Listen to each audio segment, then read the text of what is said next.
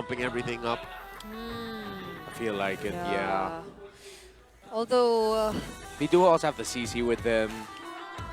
yeah, but like if it were just sustained and all that, Yeah.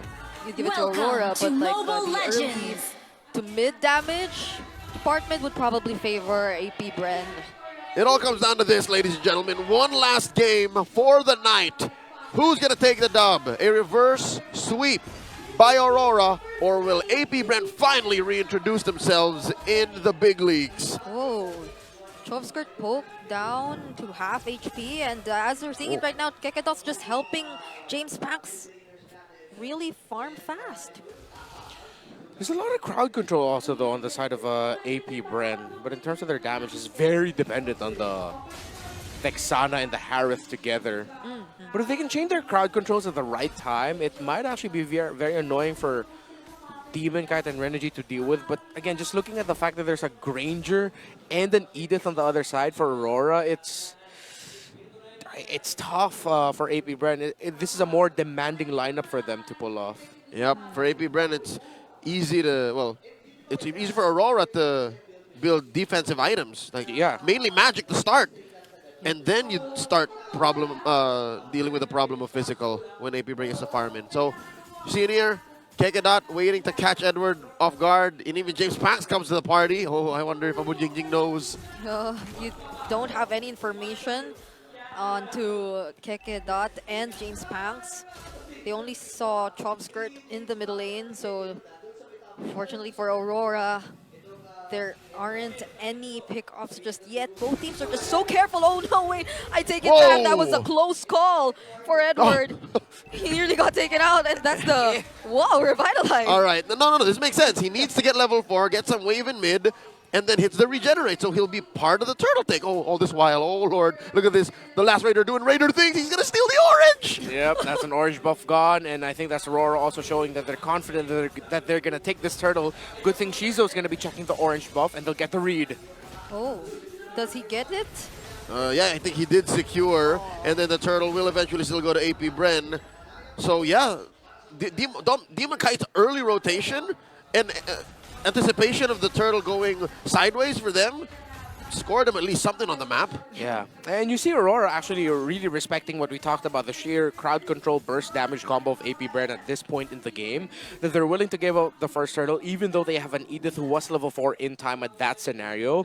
They're playing it safe, and it might be just like in game number 1, waiting for a turtle 2, turtle 3 scenario where they pop off and just take over the game. Yep, they've been doing this for multiple times now. It's just that they're waiting for that turtle wherein they're already equipped to fight back or really commit to an engage against AP Bren. But look at Kekedot so far. He's been very patient. I haven't seen much ejector plays coming in from him just yet. It seems like they don't get to find the right targets. Patience is a virtue for Kekedot. Something to note, folks, in case you're wondering, that is the new MPL skin on Edith. Just came out, so grab it now in case you're wondering, where's this purple skin from? That's what Edward's rocking. About 45 seconds until the turtle spawns. Second one of the game, lower quarter. Demon Kite just farming around. It's happening, Mom, it's happening. It's a Filipino game. No kills just yet. Yeah. Let's see if eventually we'll find K-Dot drop a Grammy Award-winning set and pickoff. But even so, Aurora has the right response again with the Eternal Guard on the hands of Yue. There will always be a counter response to whoever Kekedot can initially burst off. You guys are also going to get knocked up by a Valentina Eternal Guard. Yeah. So again, this is what we talked about with AP Bren. Timing, they really have to make sure that they're keeping things in check, remembering what Aurora can toss out in the counter, and not just full commit dive on everyone because that might be costly. Yep, and this pathing again kind of tells you that they are willing to let AP Bren start the turtle. Demon Kite has just taken his orange buff, but they nonetheless are positioned. Renergy and Edward, they're here, they're ready. It's looking like a counter take at the flicker by Kekedot. They go for Edward, but there is the AOG from Renergy, and now Kekedot can no longer go back to his teammates. He will be the first to get taken out. Shizu, though, there is the response from him. Using the Diamond Force, but Demon Kite with the free hits, just tossing those bullets, and there might be next the flicker from Yue as well, dodging the curse blast.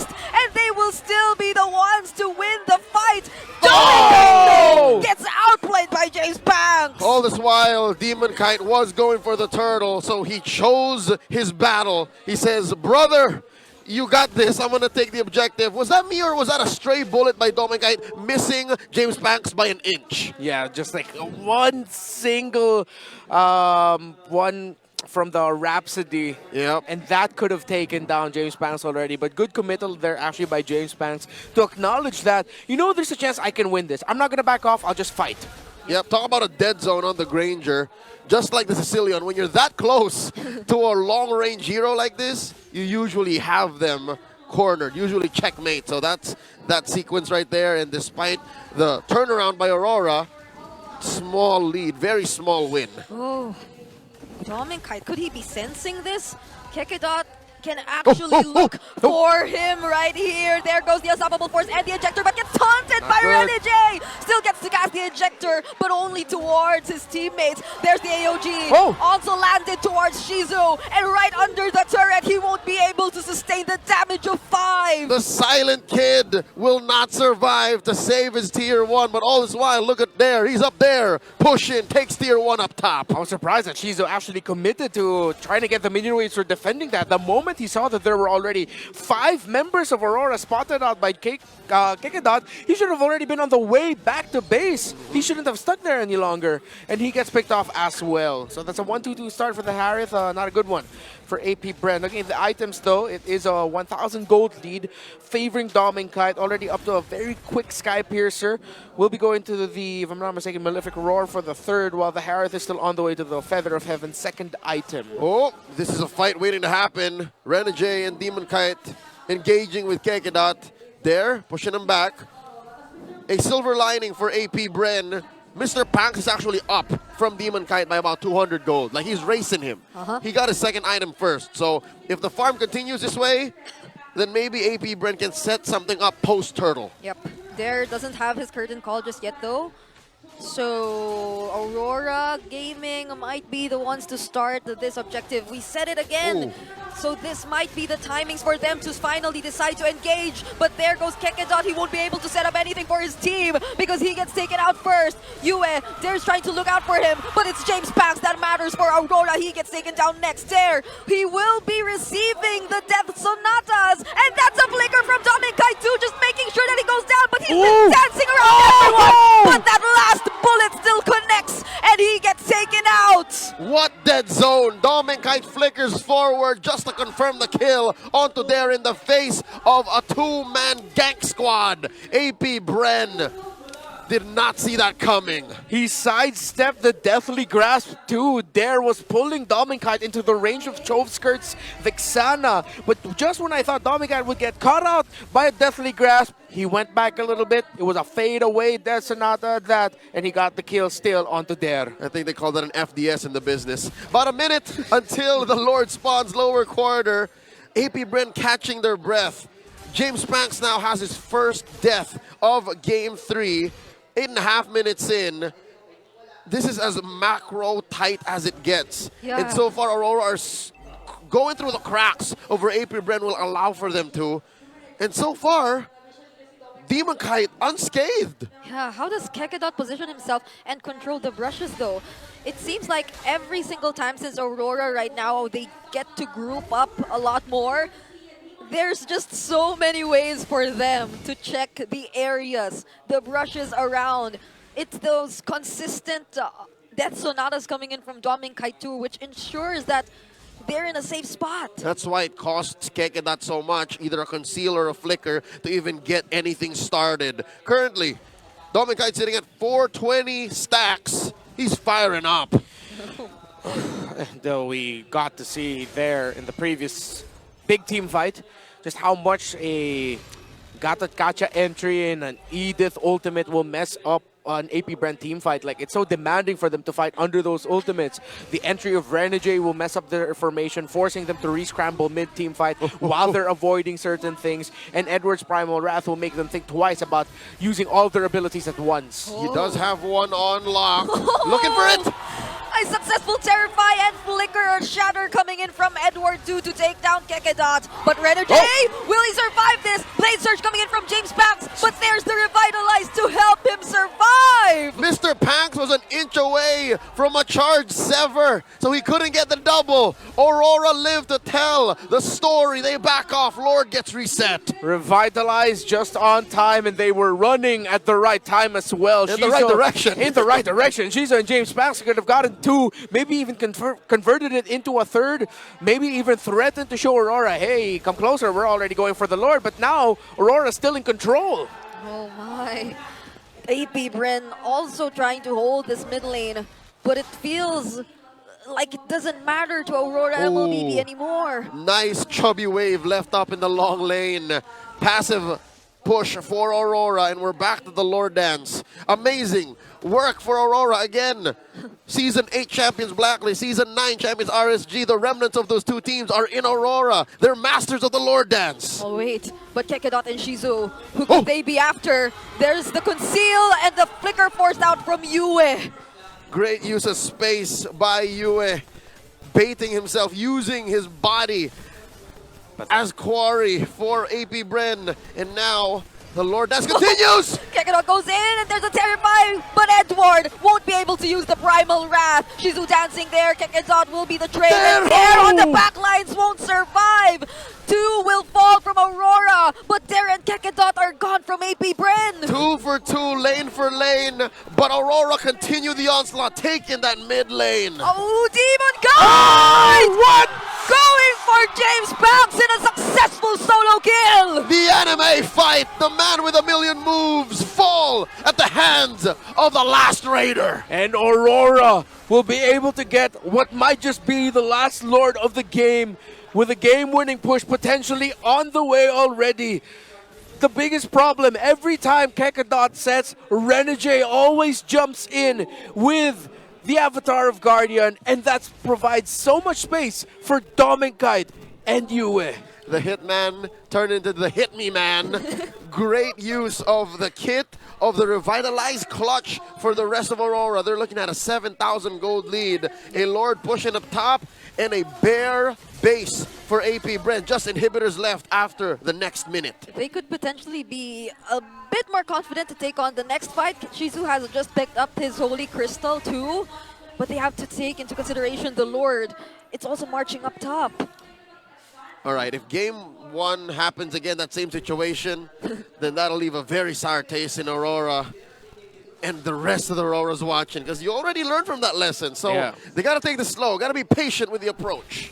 Okay. Difference is you don't have a setup like a Badang for there. Oh, but that's Renegade? the Terrify. Used right onto Renegade, but He's just zoning. He's just yeah, zoning. he was just zoning. That was his main purpose, taking down an inhibitor turret away from AP Bren. So this is indeed Aurora being more disciplined in approach in maintaining this lead. Aurora using that Lord to its full advantage, as conservatively as you can get. There's another one spawning in a minute and a half. Massive gold difference across the board. Okay, James Banks going for Queen Swings. Oh, Edward! Oh, wait, he gets to go in, uses a Cyclone Eye to get there. There! So speaking of there, there's the vengeance coming in from him. The let him survive. A beautiful Eternal Guard coming in from Chopskirt, but Dominkite still makes it out alive. Edward too with the flicker, and none from Aurora will die. Luckily, he had the energy to stay alive and dash out, spell vamp his way to staying alive. Dominkite, with the energy, was able to provide a gap between himself and danger. And now Aurora are knocking on the doors of AP Bren saying, I am the danger. Darren and Kekedot still have 5 seconds before they get to respawn. And the rest of the members of AP Bren will handle the waves. And the danger now retreats. The danger takes to the rest of the map, keeps it red, freezes the waves, sets up for this next Lord spawning in the upper quarter. Look at the damage that the former Doming, now Dominkite, is dealing. Almost twice as much as Shizu, like, 1.7 times? Yeah, that's rough, very rough for AP Bren. Again, it always seems like the Aurora is very ready for Shizu. The moment they see the Zaman Force laid down by the Harris, they just back off. Yeah, they just back off. They recalibrate. They don't fully retreat away from the fight, but they're just trying to stay away from the dashes, making Shizu think, am I actually going to dash into this? It'll be risky if I do. And Shizu just ends up being too far away from Aurora to actually hurt them. Now look at the placement of Shizo and Kekedot here. This is going to be an all-in, one last chance play. Okay. If I'm not mistaken, Kite also has the Winter Crown. So could they be looking for an opening or a play here? Oh, there is a little too deep. Rora spots him, forces him out of there, lets go of that river brush control, and all this while Kekedot and Shizo still keeping themselves scarce. Now the jig is up, and Aurora are blitzing the Lord. Oh no, they find Shizu, they get the information, and no contest whatsoever will happen for AP Bren. Tranquilo, my friend. They used patience and calm to get that Lord for free. Yeah, with a choppy wave down to the bottom lane, that did force James Spanks to respond. And Aurora, the moment they saw the jungler of AP Bren down the bottom lane clearing waves, they just went ahead for it. Divine Glaive already built up there for the Harith. So, again, the question isn't the damage, but can he actually get in the right spot to deal the damage? Because Kite has been making himself scarce. He's been utilizing the flicker very well to disengage away from Zaman Force and away from Shizo when he shows up in front of him. Not to mention the real threat. Unless Dare finds him first, Kite can hunt down Shizo. It doesn't work the same way anymore. It's not the same dynamics as the Joy hunting you down as a Harith. It's now a Nolan. Yeah. And now with 3 waves coming in together all at the same time, will Aurora find a way to end this? Renegade going in with the AOG, but they will be focusing on clearing out the Lord first. That's the Vengeance forced out from there, and the Eternal Guard used by Aurora. Kekedot is down, and now Renegade's immortality popped, but UF flickering in alongside Kite. This might just be a wipeout right before the Northern Lights successfully complete the reverse sweep. The win streak continues for Aurora Gaming as they take Game 3 and the series 2-1. We could have ended the day. That was the almost savage, Almost as you would say. Oh. I don't know what they're gonna talk about later on. In memory, I only know of like a handful of... He was so locked in, he wasn't even thinking about that. I'm sure he didn't even realize that he was already up to a maniac. Kite was, and he was just looking. Oh, this guy Winter Crown. When he's out of Winter Crown, I will kill him. I mean, logically speaking, as the marksman, you should be aiming for the base. Yeah. You gotta win.